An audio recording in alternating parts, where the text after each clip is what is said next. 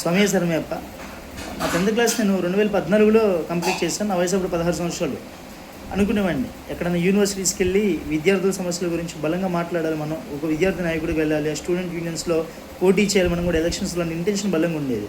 సరే, తర్వాత నాకు వచ్చినటువంటి మార్కుల ఆధారంగా అవనండి, ర్యాంక్స్ ఆధారంగా అవనండి, అంత టార్గెట్ నేను రీచ్ అవ్వలేకపోయాను. యూనివర్సిటీ స్థాయికి అసలు వెళ్ళలేకపోయాను. నాకు చాలా ఎక్కువ ఎంసెట్లో కూడా ర్యాంకు. సో బేసిక్గా ఇదంతా అయిపోయినాక ఇంజనీరింగ్ చదువుతున్న రోజుల్లో కూడా సివిల్ సర్వీసెస్ మనం రాద్దాం, సొసైటీకి ఏదో చేయాలి మనవంతుగా, ఒక డెసిషన్ మేకింగ్లో మనం ఉండాలి, పాలసీ మేకింగ్లో ఉండాలి. ఏ సామాన్యుల ఇబ్బందులు మనకు తెలుసు కాబట్టి మనం ఆ గవర్నెన్స్లో ఉంటే ఏదైనా చేయగలుగుతామేమో మన ఇంటెన్షన్తో అనుకునేవాడిని. కానీ సివిల్ సర్వీసెస్ ఎగ్జామ్ గురించి చెప్పడమే తప్ప కనీసం ప్రయత్నం చేయాల, ప్రిపేర్ కూడా అవ్వలేదు.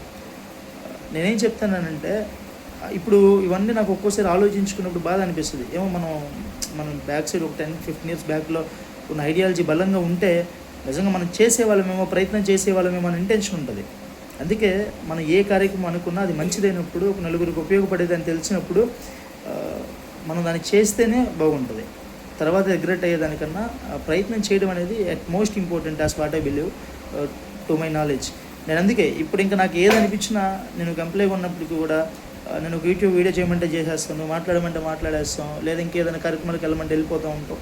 మనసుకు నచ్చిన కార్యక్రమం 10 మందికి ఇబ్బంది లేని కార్యక్రమం అయినప్పుడు ముందుకు వెళ్తూ ఉంటాం ఫర్ ద సేమ్ రీజన్.